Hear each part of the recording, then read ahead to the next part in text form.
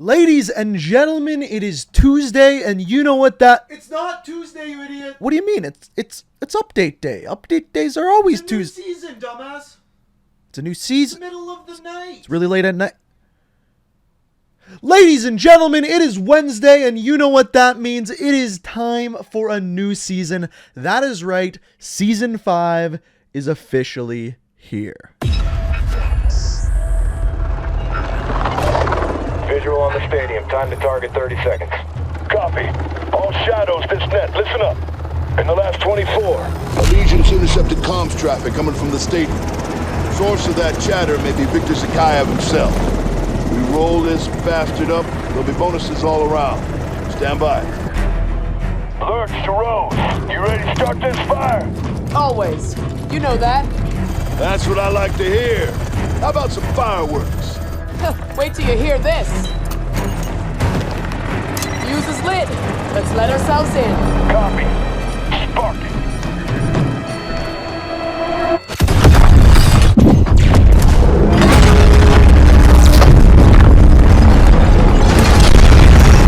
Good effect on target, Shadows. Doors open, bring in the birds. Check. HLZ is marked. Touching down. Shadows, unask and move to set. You see hostile intent? You are clear to engage. So that right there is the intro scene for Season 5. I'm going to have a video later this week discussing the full story of Season 5 like I normally do with every season. But for now, what today's video is all about is discussing everything new and everything that changed within the Season 5 update, aka Update 1.24. This update was about 34 gigs on PS4, 50 gigs on Xbox, and 54 gigs on PC. It was absolutely massive and contains a whole bunch of new stuff, ranging from new store items to new game modes to new maps to new characters, and we are going to go over everything in this video today, just like we normally do. Now, before we do, I just wanted to let you guys know that we are honing in on 1 million subscribers, and if you'd like to join the channel on the road to 1 million, be sure to hit that subscribe button. I was looking at my analytics, and only about 32% of you who normally watch the channel are actually subscribed. So if you like what you see, want to stay up to date on everything Call of Duty, make sure you hit that subscribe button. But without further ado, let me shut up and let's dive in and talk about what is in today's update. So starting out with Warzone, the first thing I wanted to talk about before game modes is new challenges. So they've added in mastery challenges, and overall, looking at them, I don't find them too difficult. However, the tracking for them is a little bit off. It says I have 27 Warzone victories. Meanwhile, I'm over 100. And to get the maximum level, you have to get 300 victories, which I don't think is too high. Also, there's other easy things like C4 multi-kills in vehicles and get kills shortly after leaving vehicles. So really nothing too difficult. After this, moving into the game modes, we once again have Plunder Blood Money, which is a team of 4, and when you kill people, they drop more money. On top of this, when we check out the Battle Royale playlist, we have quads, trios, duos, and then BR buyback solos. So they've changed the name of Stimulus to buyback solos or buyback trios. I don't know why they took it off of Stimulus. I don't know if Stimulus is going to be something different, but as of right now, that's what it is. And then finally, we have Mini Royale. Now, Mini Royale is interesting. Basically, you spawn in and it's half the lobby size. We had a 76-man lobby when we spawned in, and you drop in and the zone has basically already closed over about half of the map, maybe a little bit more than that. Once you land, there is only basically 4 zones that close before the end of the game, and upon completing it, the game is much shorter, and you're probably going to have less kills just because there's less people in the lobby. That being said, I really like the pace of this. It's a lot quicker. Your normal Warzone game is about 30 minutes if you win the game, whereas this is about 15 minutes if you win the game, so about half the time. So if you're going for just a lot of wins, this is the game mode to do it in. So on top of the new playlists, we also have new locations in Warzone. So first of all, we have the train. So the train goes around the southwest side of the map, and in fact, if you actually look at the map, you can see every individual section of the train, which makes me think, is it possible to blow up certain sections? Why would they show them individually? I find that a little bit weird, but that's how it's displayed on the map. Now, once you get to the train, you can go on top of it, run along it. On the train itself, there's a bunch of loot, which is always good to see. So it's actually an area area that you can actually land, take it around the map, and kill people while you're on the train, which is a pretty cool idea. Now, speaking of train, the next new area is train station. So off to the one side of train station, you can now get into this area that kind of looks like a train station, kind of looks like a mall. There's a burger town in there, and it's actually a pretty good area. I personally believe that this is one of the best additions in Season 5. It actually connects train a lot better. There's more ways to get on the roof. There's better ways to travel around train. On top of that, there's more loot here, so it's more of a viable location to land at the beginning of the game. I think this is a fantastic addition.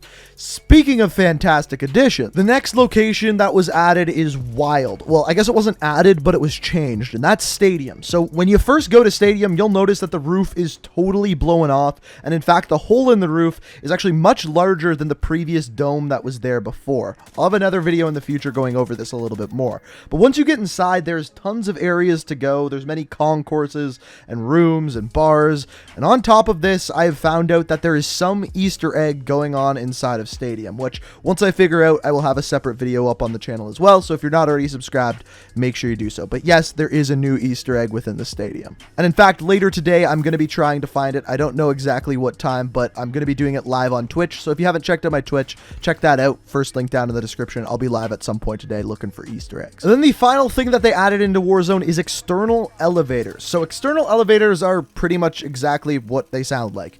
On the outside of tall buildings, there is now these kind of grappling things that you can go up, and they work exactly the same that the internal elevators work in most of those large buildings. Now, the good thing about this is that there is now new ways to get on top of these buildings and kill the people on top. The bad news is if people plant claymores there, you're still pretty screwed once you get up there. But I do think that this is a good addition and will speed up the game and stop some campers at least. Now, moving on to like the changes, bug fixes, that kind of thing that happened to Warzone. I'm not going to go into every single one of them because not all of them are going to affect the game. But if you want to check out the full patch notes, as per usual, linked down in the description. But as far as the big changes, there's actually a few here. So first of all, you may notice when you first drop into Warzone, they have changed all the ground loot items. So these change every single season, and generally they try to keep them in the vein of what you get out of the battle pass and those blueprints. But as far as Season 5, once again, they have updated the ground loot items, so you're going to have to get used to what the best ones to find actually are. On top of this, gulag weapons are now not only changing in this update, but are going to be changing every single week, and there are 4 different types of gulags. So we've seen before in the past that we've had pistols only, we've seen SMGs and rifle, and then we saw snipers and hands, and I'm guessing that the 4th is probably going to be shotguns or something along those lines, and it's actually going to change up every single Tuesday with every update, so it's going to kind of keep the gulag a little bit more fresh. I think this is a fantastic idea, and I'm glad that they have changed it. The next thing that we have is a semi-buff to certain types of weapons. So it's for semi-auto, DMRs, and sniper rifles. They've increased the effective damage range. So better range, especially in long ranges, for these semi-auto snipers and DMRs. Now, I don't believe that this affects the FAL, but if it does, the FAL somehow got another buff here. But I think for the most part, it's just sniper rifles and marksman rifles, so like the EBR-14 will have better damage range.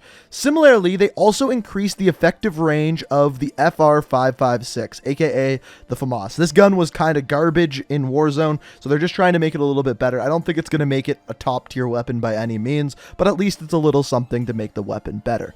After this, they fixed the invalid heartbeat sensor pings. So what this was is sometimes you'd pull out your heartbeat sensor and there'd be a ping on there that didn't actually exist. So they patched that. And then finally, most wanted contracts is not just for dead players. If you have some teammates now in the gulag and they're waiting to respawn, if you complete a most wanted contract, those players will then spawn back in as well and will not have to wait any longer in the gulag. So those are kind of like the big bug changes that were update here. Honestly, not a ton of weapon fixes and a lot of things that people wanted to see, like a nerf for the FAL, but this is what we got in this update as far as the Warzone changes. Now, as far as store items and that goes, I've already made a video about this today, about the battle pass and everything inside there. So if you want to check it out, it'll be linked down in the description on screen after the video whenever you want to watch it, and it goes in depth with all of the new store items and battle pass stuff. Now, the things you probably want to know about are, first of all, the new operator. We have Lurch. He is the newest operator, aka Marcus Ortega, and he is a part of Shadow Company.